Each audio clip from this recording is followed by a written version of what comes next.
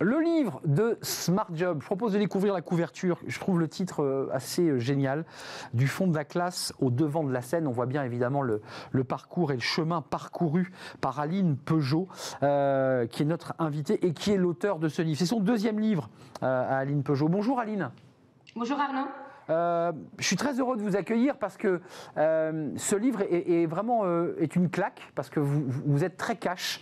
D'abord, quelques mots sur vous.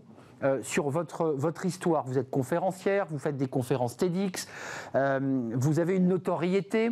J'allais dire, vous avez réussi votre vie. Vous avez réussi votre vie, vous avez réussi dans la vie d'ailleurs, parce que c'est un sujet que vous soulevez. J'ai réussi ma vie. Dans la vie, ça c'est le regard des autres, on va dire, mais en fait ça fait que 5 ans que je suis en activité professionnelle. Durant les premiers 50 ans de ma vie, ça a été que des épreuves, des souffrances, des incompréhensions qui m'ont menée jusqu'à être SDF et à expérimenter pas mal de sujets sensibles de la société, comme les violences conjugales. Donc je me suis perdue, et en fait à travers une quête spirituelle avec des notions très similaires à des psychothérapies classiques, on va dire, je me suis retrouvée, je suis allée à ma rencontre, et forcément j'ai découvert mes compétences et mes forces là où la société et le système scolaire classique se mettaient un point d'honneur de mettre le doigt où ça pêchait, où il y avait mes faiblesses. Donc il a bien fallu que moi, puisque personne ne m'aidait, j'aille chercher mes forces, et c'est comme ça que j'ai découvert la facilité de m'exprimer, ma passion des mots, surtout ceux qu'on m'a jamais dit, ceux que j'aurais voulu entendre. Et l'expression, voilà, vraiment le partage pour inspirer d'autres, pour leur dire que quoi qu'il se passe dans la vie, même quand on est dans des situations les plus inextricables, il y a toujours un espoir. Et même si on vous dit, et surtout faire comprendre aux gens que quand on cesse de courir après la reconnaissance, on trouve bien plus, on trouve l'accomplissement, l'épanouissement. Aline Peugeot, je vois comme si Peugeot, c'est un nom évidemment mondialement connu et en France extrêmement connu. C'est pas trop lourd à porter ce nom Peugeot, parce que dans votre livre vous dites dès le départ, bon, vous nous prenez par la main, vous dites j'ai toujours été une cancre. Voilà, j'ai toujours été celle qui était au fond de la classe, avec tout ce que vous venez d'indiquer et toutes les conséquences qu'implique le fait d'être un jour un cancre. Peugeot, comment ça se vivait quand vous étiez, je dirais, au fond du trou? C'est l'histoire de toute ma vie, parce que j'ai été adoptée par cette famille, effectivement, mais j'étais pas équipée pour, on va dire, c'est-à-dire que je répondais pas à leurs attentes.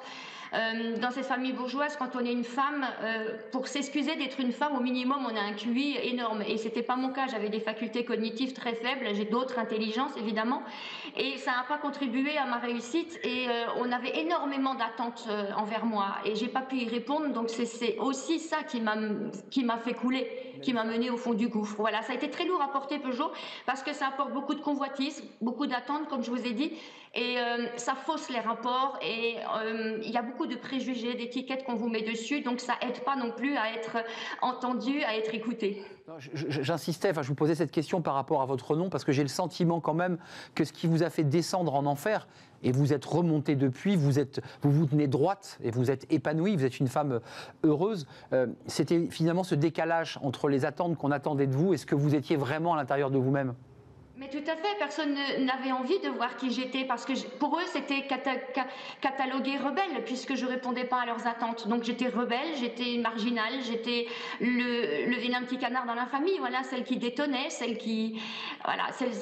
qu'on remarque alors qu'il faut pas se faire remarquer, alors qu'on doit rentrer dans le moule, et qu'on doit suivre un cursus, voilà, faire des grandes études, épouser quelqu'un de riche et tout ça. Et moi c'était à l'opposé de ça, voilà. Donc oui, ça a été très lourd parce que c'était pas ma nature. Il y a ces racines, vos racines et votre lien avec la famille, puis aussi le volet éducatif. Parce qu'il y a quand même dans votre livre, votre deuxième livre, celui qu'on présente aujourd'hui, l'idée quand même de regarder les gens dans les yeux, vos lecteurs, et de leur dire brisez vos chaînes, c'est possible. Regardez ce que j'ai été et regardez ce que je suis devenu. C'est ça, Arnaud, mais encore plus, c'est aller vraiment à la rencontre de votre singularité, parce que c'est celle-ci qui va enrichir le monde, c'est celle-ci qui va apporter. À quoi bon être tous dans la même énergie et faire 1 million de choses pareilles, alors que quand on fait des choses différentes, c'est là qu'il y a un cumul et une force qui se forme. Et je dis aux gens, osez exprimer votre différence, voilà. Allez la trouver et osez exprimer, parce que ce sont des outils avec lesquels vous allez réussir à quoi vous aspirez, tout simplement.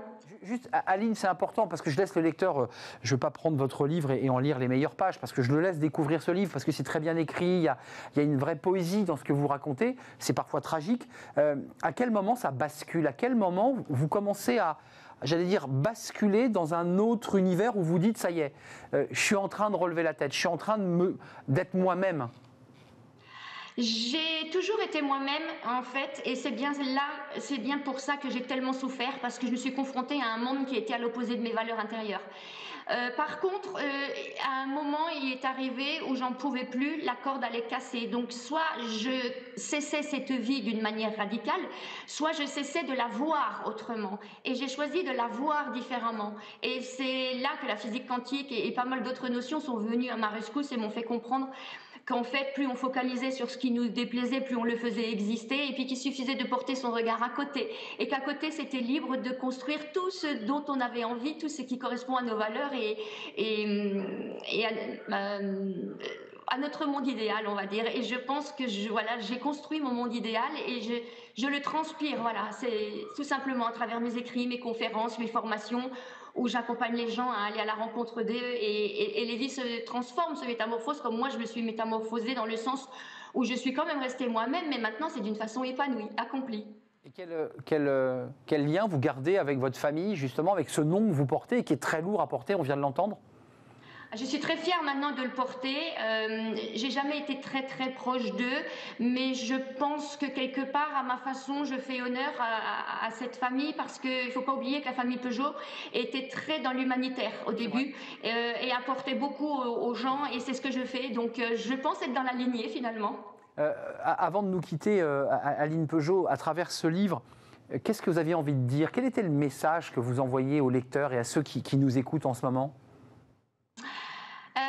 J'ai envie de dire que c'est normal que tout stagne, parce qu'on ne va pas chercher le problème à la base, au socle.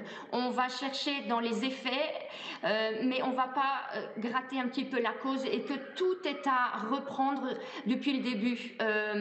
Tout est à retricoter, on va dire, avec des mailles beaucoup plus conscientes, beaucoup plus investies. Et j'en parle dans mon livre, notamment en développant ma vision du mot bonheur.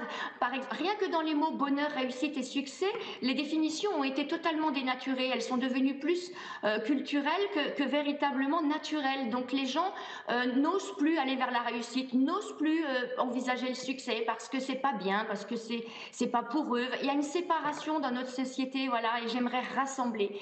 Parce que la différence, c'est pas quelque chose qui sépare. On nous fait croire ceci à travers plein de notions de racisme et compagnie, mais non, la différence rassemble et apporte énormément de puissance. Oui, Arnaud, je vous ai coupé. Vous envoyez un message politique, évidemment, dans le contexte actuel.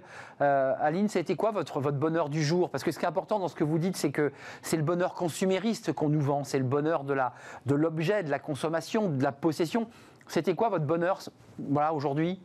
Aujourd'hui, c'était vous, Arnaud, parce que franchement, je trouve que l'ouverture d'une chaîne comme la vôtre, et qui donne la parole à quelqu'un comme moi, un cancre qui est autodidacte et qui a fait vraiment son parcours toute seule, je trouve que c'est preuve de maturité, de sagesse et d'ouverture incommensurable. Voilà, c'est mon plus beau cadeau, parce que je vois qu'il y a beaucoup de magazines, beaucoup d'émissions qui se font. On parle des cancres, on parle des accidentés du parcours de l'existence, mais le problème, c'est que c'est des gens qui ont bac+15 qui parlent, c'est des scientifiques, c'est pas les cancres eux-mêmes, c'est pas les personnes qui sont concernées, et voilà, rien que ça, c'est bancal, c'est pas cohérent. Donc Arnaud, je vous remercie vraiment du fond du cœur pour ce temps de parole. C'est très touchant ce que vous nous dites. C'est vrai qu'on est la chaîne des audacieux, ça fait un peu plus d'1 an qu'on existe, et on donne aussi la parole à des personnes qui font ou ont fait un pas de côté. Vous vous considérez toujours comme une cancre, Aline, ou c'est fini ce mot qui vous a collé au doigt?